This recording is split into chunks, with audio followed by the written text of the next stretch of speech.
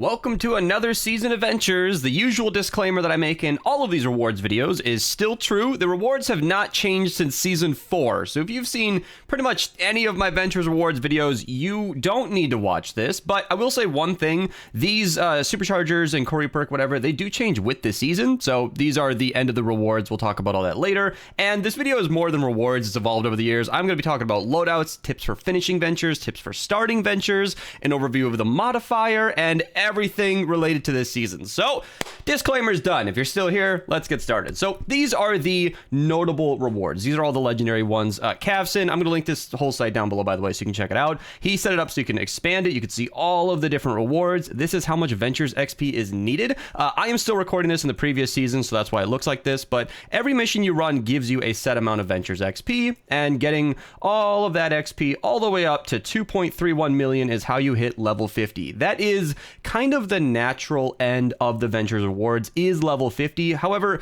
you can stop wherever you want. I will also say that there are 10 extra levels that loop afterwards. So I, as shown here, I kind of like to get to level 51 because as a YouTuber, I spend a ton of reperk, and level 51 in Ventures does give you 1200 extra reperk. After that, it's not really worth it. Rain and gold and lightning in a bottle. I know that level 52, 3, 4, 5, these are several missions each. This is like an hour of my time. It's not worth it anymore. It's not worth it. I'll go to 12 at a reperk and then I stop there, but you can see all the individual rewards. And I will also say that getting to level 50, if you are an experienced player, takes anywhere from 30 to 40 hours, maybe under 30 hours if you're super experienced, but if you're super experienced, you're not watching this. So for the average player who might not have a team, in which case Discord link down below, by the way, the Minerva Discord as a recording has like 46,000 people in it. The server that I run, Minerva, is not a Fortnite server, but there are like 40,000 Fortnite players in there. So if you ask politely and find some friends, you can totally get some help. And yeah, I don't blame you for wanting to get carried. We're on season 19 here, all right? A lot of us don't enjoy Ventures. That's not what this video is about, but I don't blame you if you want to get some help, and it's definitely more fun as a team. If you're working with some people and maybe you're less experienced, you're new to the game, there's no shame in that. Ventures can take like 50 hours. It is a grind. If you chip away at it a couple hours a day throughout the season, you've got plenty of time. The timeline is on light mode, so if you're in a dark rune, little heads up, but I gotta show it. It's super useful. This is linked down below. The season starts January 24th, and it should be ending April 23rd. That is the exact minute that the next season starts, so it's gonna end and start the next one right on April 23rd at Wednesday, 7 p.m. Eastern Standard Time. I'm pretty sure daylight savings is going to happen at some point, so I will adjust this when that happens, but you can actually see an overview of the season. I'm a little ahead of myself here, but I'm just going to let you have this information. Stoneheart Farah, Fall in Love Ranger Jonesy, he's really good for energy, she's really good for bows. I'm going to leave this in the description. Maybe we can get back to that later, but my point is you will have about 5 weeks to finish Ventures, which is plenty of time. I mean, if you put in 10 hours of Ventures a week, you'll be done very comfortably. So yeah, if you are not up for that grind, most people aren't, here are the notable stopping points in my opinion. I recommend at least looking at the rewards here. So weapon vouchers are extremely useful. That lets you get a weapon out of season. So if you go to the collection book and you find a weapon that, what does everybody talk about? What's like the #1 weapon that I recommend supercharging? By the way, I'm gonna have a video down below on superchargers, vouchers, weapon vouchers, everything that you might want to know, but the big one everybody wants is the plasmatic discharger.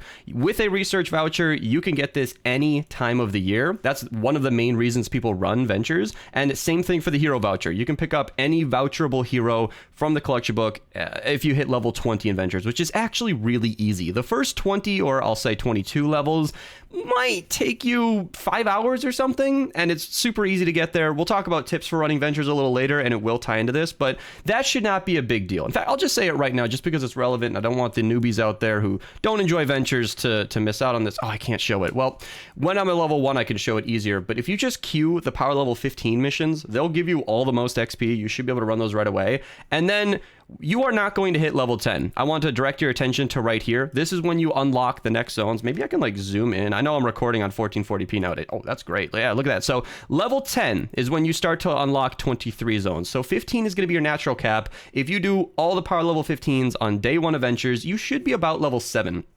Personally, I have typically stopped there. As a content creator, I have people that can carry me up to higher levels, but if that's not available to me at the time, I'll just stop. I'll come back the next day, and then I'll do more power level 15 missions, hit level 10 easily, and then just move on to 23. Personally speaking, if I'm playing casually and, you know, playing smart or like working smart, not hard, I don't even queue power level 5s and 10 missions. I just queue the power level 15s and move right on to the 23 zones, coming back the next day. So if you're trying to minimize your time in ventures, that's sort of a recommendation. I'm going to stay zoomed in. Yeah, this new 1440p panel is great, but it makes it hard to record if you guys are watching on mobile. So that's where I recommend stopping is 22. That's what I mentioned earlier. So the weapon voucher at 13 is great. The hero voucher at 20 is great. But also the legendary flux at 16 and 22 are really, really good. Again, voucher videos, fluxing guides. If you guys don't know what to spend that all on, I got you in the description down below. Suffice it to say, legendary flux unlocks some of the best weapons and heroes in the entire game.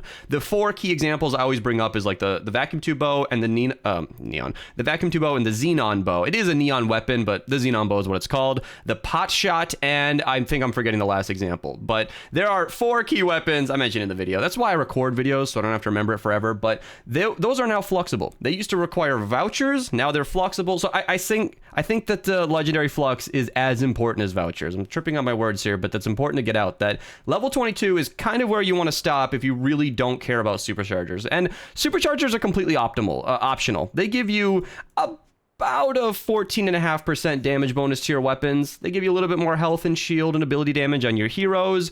It makes your traps about 14.5% stronger. It's nice if you want to have that nice glowing, well, I'm 130 in ventures, but 145 power level, then you will need a ton of survivor superchargers. Takes about 3 or 2.5 years of ventures grinding to get that, and you're not even done at level 50 because of these challenges down here. Now, these challenges should be easy enough. These are just like elimination quests and you know, running certain zones. Like, this should be easy enough to accomplish as you go along. But as you can see, there are core reperks, superchargers that you want to grab down here that might be relevant to you. So if you're a noob who doesn't care, stop at level 22. If you only care about power level, you might want to stop at 46, and then personally, I like to get to level 50, but I'm a content creator who streams. Ventures is a great excuse for me to go live and have something to do, because without Ventures, I don't really have a lot going on. In fact, I'm going to flashbang you again in a second here. We don't really have an event this season. There's no dungeons available. That starts back up in April.